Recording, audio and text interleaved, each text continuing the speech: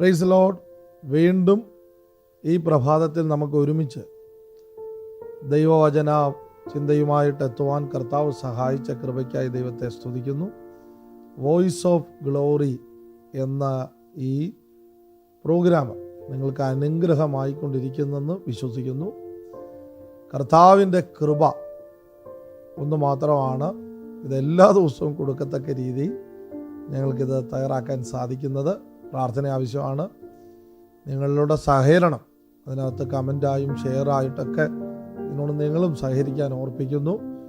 Grace ഫാമിലിയിലെ എല്ലാ സഹോദരങ്ങളും ഇതിന് കാണിക്കുന്ന പ്രോത്സാഹനങ്ങൾക്ക് നന്ദി പറയുന്നു. പുറത്തുനിന്ന് ഞങ്ങളെ സപ്പോർട്ട് ചെയ്യുകയും പ്രാർത്ഥിക്കുകയും ചെയ്യുന്നവരോടും നന്ദി അറിയിക്കുന്നു. ഈ ദിവസങ്ങളിൽ ഇത് അനുഗ്രഹപ്രദമായി ആയിരങ്ങളിലേക്ക് ഇത് പാസ് ചെയ്യപ്പെടുന്നു. വീണ്ടും ഞങ്ങളെ ഓർത്ത് പ്രാർത്ഥിക്കുക. ഇന്ന് കർത്താവ് ഏൽപ്പിച്ചിരിക്കുന്ന ഒരു പ്രൊഫറ്റിക്കൽ വേഡ് എന്ന് പറയുന്നത് യിരെമ്യാ പ്രവചനം 3-ാം അധ്യായത്തിലെ 15-ാമത്തെ വാക്യമാണ്. ഞാൻ നിങ്ങൾക്ക് എൻ്റെ മനസ്സിനൊത്ത ഇടയന്മാരെ നൽകും, അവർ നിങ്ങളെ ജ്ഞാനത്തോടും ബുദ്ധിയോടും കൂടെ മേയിക്കും.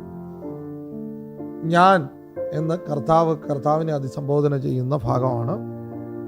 ഞാൻ നിങ്ങൾക്ക് ഇടയൻ അല്ലെങ്കിൽ പാസ്റ്റർ, ഞാൻ നിങ്ങൾക്ക് പാസ്റ്റർമാരെ തരും.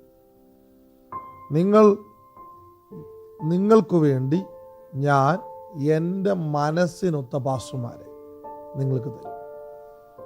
അന്നേരം ദൈവമാണ് നിങ്ങൾക്ക് പാസ്റ്റർമാരെ തരുന്നത്. നിങ്ങളൊരു അഭിഷേകത്തിൻ്റെ കീഴിൽ കുടക്കീഴിൽ നിൽക്കുക എന്ന് പറഞ്ഞാൽ ദൈവത്താൽ അനുവദിക്കപ്പെട്ടതാണ്. നിങ്ങളുടെ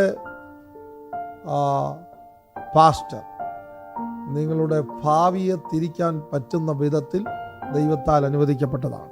നിങ്ങൾ നിങ്ങളുടെ പാസ്റ്ററിനെ തിരിച്ചറിഞ്ഞാൽ നിങ്ങളുടെ ഭാവി തുറക്കപ്പെടും.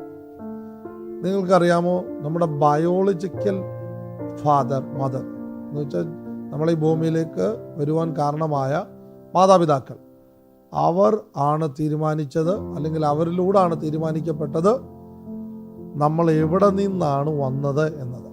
നമ്മൾ എവിടുന്നാണ് വന്നതെന്ന് തിരിഞ്ഞു നോക്കിയാൽ അവരെയാണ് നമുക്ക് കാണുന്നത്.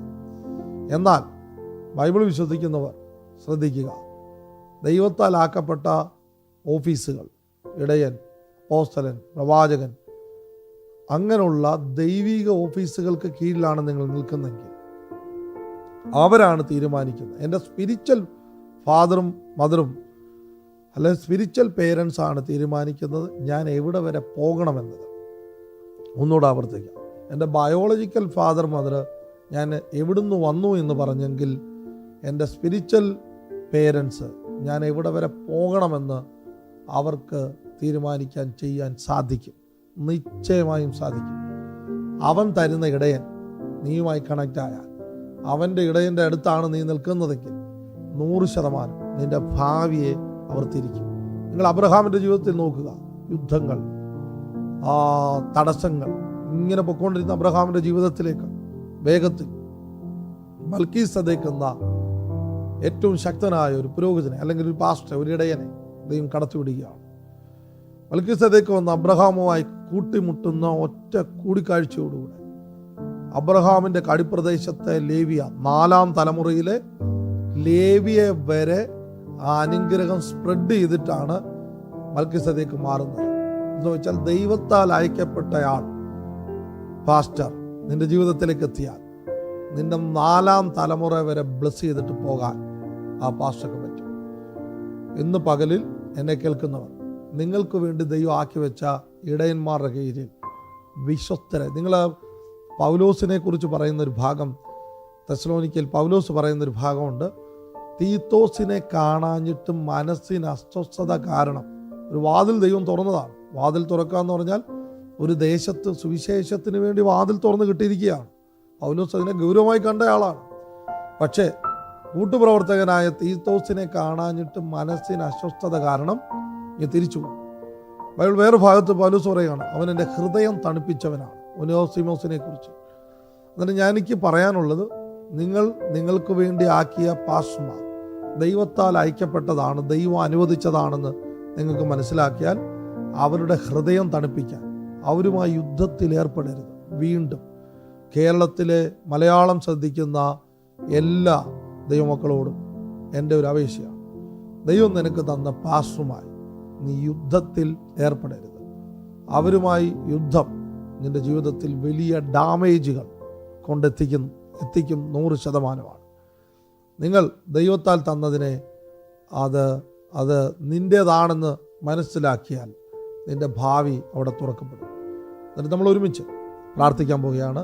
ദൈവം എനിക്ക് മുകളിൽ ആക്കിയ എല്ലാ പാസ്റ്റേഴ്സിനും ഇടയനും ഒരുമിച്ച് ഞങ്ങൾ നന്ദി പറയുന്നു. അവരെ അനുഗ്രഹിക്കുന്നു. അവർ ഞങ്ങളുടെ ജീവിതത്തിൽ വന്നത് ഞങ്ങളുടെ ജീവിതത്തിന് ഏറ്റവും അനുഗ്രഹമാണെന്ന് സമ്മതിക്കും. ഇനി ഞങ്ങൾ അറിഞ്ഞോ അറിയാതെയോ അവരുമായിട്ട് എപ്പോഴെങ്കിലും ഞങ്ങളുടെ അറിവുകേടിനാൽ എന്തെങ്കിലും യുദ്ധങ്ങൾ വന്നിട്ട് പോയിട്ടുണ്ടെങ്കിൽ പരിശുദ്ധാത്മാവിനോട് അങ്ങ് അയച്ചതിനെ ചോദ്യം ചെയ്യുന്ന വിധത്തിൽ എൻ്റെ ജീവിതത്തിൽ വന്ന അതിനെ ക്ഷമ ചോദിച്ച് പ്രാർത്ഥിക്കും. ഒരു പുതിയ തുടക്കം. ഇപ്പോൾ അങ്ങനെ ബന്ധങ്ങൾ ചില പാസ്റ്റർമാരുമായിട്ട് ഇല്ലാതെ പോയ ദൈവം നിനക്ക് വേണ്ടി ആക്കിയ ആളാണെന്ന് നിനക്കറിയാം. പക്ഷേ ആ ബന്ധങ്ങൾ മിസ്സായിപ്പോയത്, കട്ടായിപ്പോയത്, വിളിക്കാത്തത് കൊണ്ട്, വഴക്കുണ്ടായത് കൊണ്ട് ഒക്കെ മുറിഞ്ഞു പോയത് ഒന്ന് പ്രാർത്ഥിച്ചേ. ഇന്ന് കർത്താവേ, ഒരു സ്വസ്ഥത, അതിനകത്തൊരു സമാധാനം ഞങ്ങൾക്ക് വേണം കർത്താവേ. അബ്രഹാമിനെ മൽക്കീസദേക്ക് അനുഗ്രഹിച്ചതോടുകൂടി പിന്നെ അബ്രഹാമിൻ്റെ ജീവിതത്തിൽ യുദ്ധം തീർന്നതുപോലെ അനാവശ്യമായി എത്തിയ എല്ലാ യുദ്ധങ്ങളുടെ വാതിലും ആ ആത്മീയ നേതൃത്വത്താൽ അടയപ്പെടട്ടെ. ഞങ്ങൾ അതിനു വേണ്ടി പ്രാർത്ഥിക്കും. നല്ല ബന്ധം കർത്താവ് ഞങ്ങൾക്ക് തരണമേ. നല്ല പാസ്റ്റർമാരെ, ഞങ്ങളുടെ മലയാളത്തിൽ നിന്ന് വലിയ ശക്തന്മാരെ വീണ്ടും എഴുന്നേൽപ്പിക്കണമേ. അപ്പൻ്റെ ഹൃദയമുള്ളവരെ എഴുന്നേൽപ്പിക്കണമേ. God bless you. God bless you. നമുക്ക് നാളെ വീണ്ടും കാണാം. വീണ്ടും ഞാൻ ആവശ്യപ്പെടുന്നു, നിങ്ങളുടെ പ്രാർത്ഥന വിഷയങ്ങൾ ഈ കമൻ്റായിട്ട് എഴുതുക. ഒരു പ്രെയർ സെഷൻ, ലൈവായിട്ടുള്ളൊരു പ്രെയർ സെഷനിൽ ഇത് എഴുതിയെടുത്ത് ഞങ്ങൾ പ്രാർത്ഥിക്കും. യൂട്യൂബിൽ നിങ്ങൾക്ക് ആ ലൈവ് കാണാവുന്നതാണ്. ദയവ് ചെയ്ത് പ്രാർത്ഥന വിഷയങ്ങൾ എഴുതി അയക്കുക. ഞങ്ങൾ പ്രാർത്ഥിക്കും. ഇതിനു വേണ്ടി ഞങ്ങളിപ്പോൾ ദിവസങ്ങൾ മാറ്റിവെച്ച് പ്രാർത്ഥിച്ചുകൊണ്ടിരിക്കുകയാണ്. നിങ്ങൾക്ക് ഇത് അനുഗ്രഹമായെന്ന് വിശ്വസിക്കുന്നു. വീണ്ടും നമുക്ക് നാളെ കാണാം. God bless U.